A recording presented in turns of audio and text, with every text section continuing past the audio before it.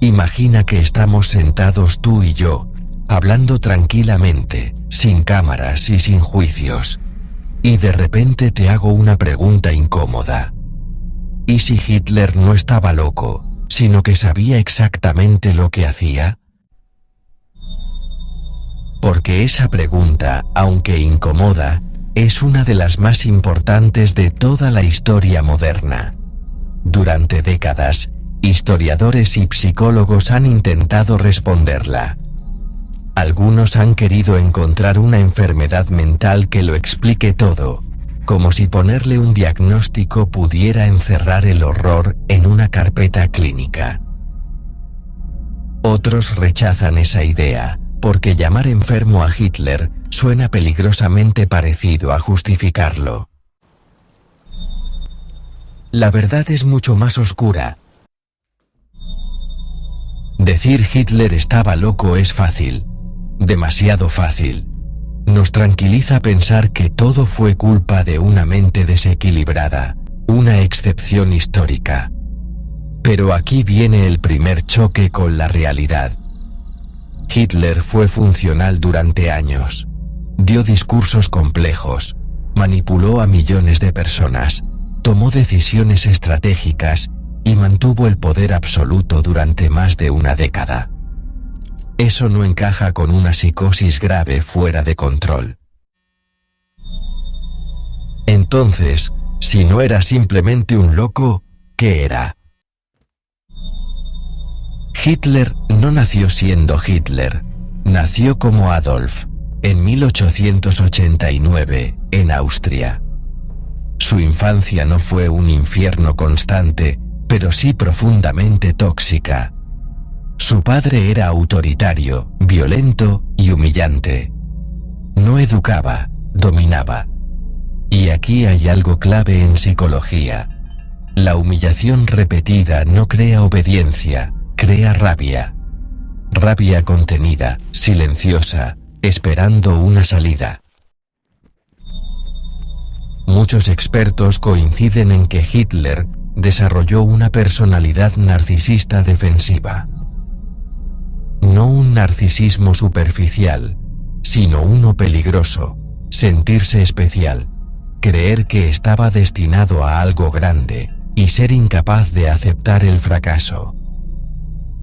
Cuando fue rechazado 2 veces por la Academia de Bellas Artes, algo se rompió.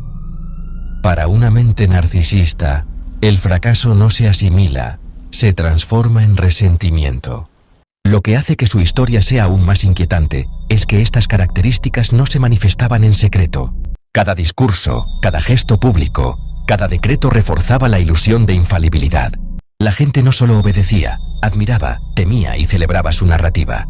Esa habilidad para transformar la percepción de millones en una herramienta de control absoluto es lo que hace que su psicología sea tan aterradoramente efectiva.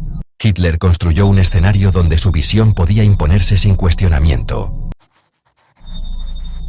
No he fallado yo, el mundo está equivocado. Y cuando el mundo está equivocado, alguien tiene que pagar. Durante sus años en Viena, Hitler vivió pobreza y rechazo social. Pero en lugar de desarrollar empatía, desarrolló una necesidad obsesiva de encontrar culpables.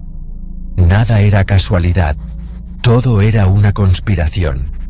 Esto no era todavía una paranoia clínica, sino una paranoia ideológica. Una forma de ver el mundo dividido en enemigos y salvadores. No podemos separar el niño que sufrió humillaciones constantes del adulto que dictó leyes de exterminio. Cada rechazo, cada burla y cada sensación de inferioridad contenida alimentó la construcción de una identidad que necesitaba ser indestructible. Esa fragilidad interna disfrazada de certeza absoluta es la raíz de muchas de sus decisiones más extremas. No actuaba por impulso irracional, sino por una necesidad desesperada de mantener su propio mito intacto. Los judíos, los marxistas, los débiles, no eran solo adversarios políticos, eran proyecciones. Todo lo que odiaba de sí mismo lo colocó fuera, en otros. Y aquí aparece la gran pregunta. ¿Era Hitler un psicópata? No encaja del todo en el estereotipo clásico.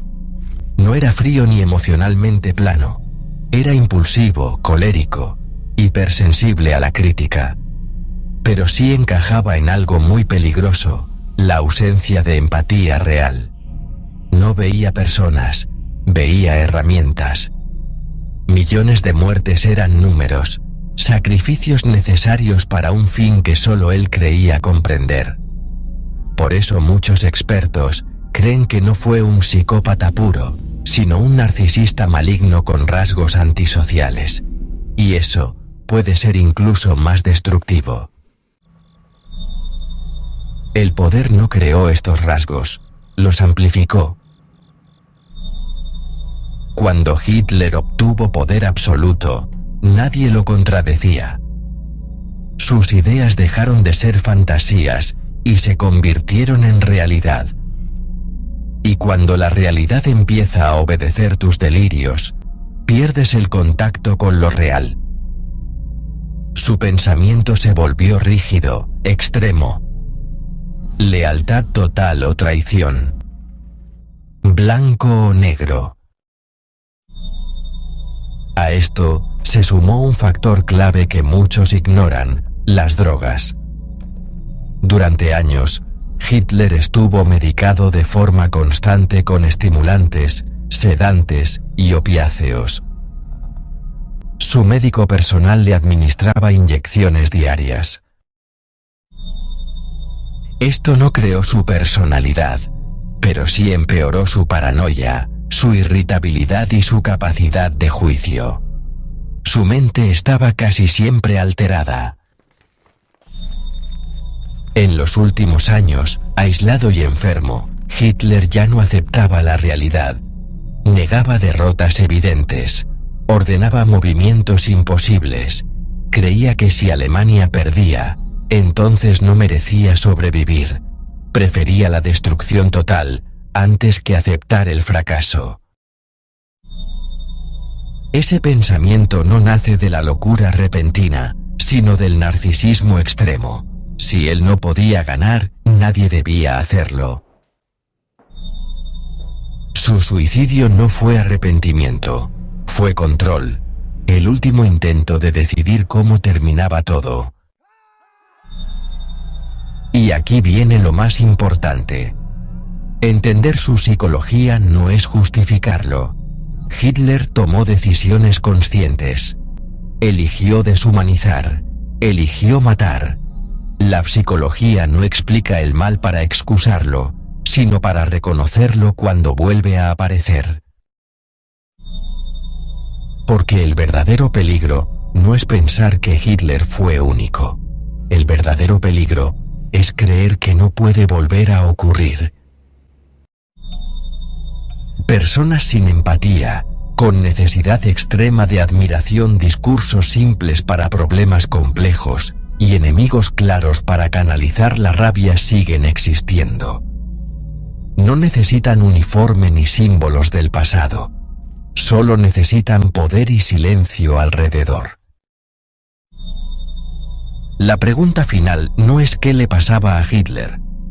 La pregunta que importa es esta: ¿sabremos reconocer a alguien así antes de que sea demasiado tarde?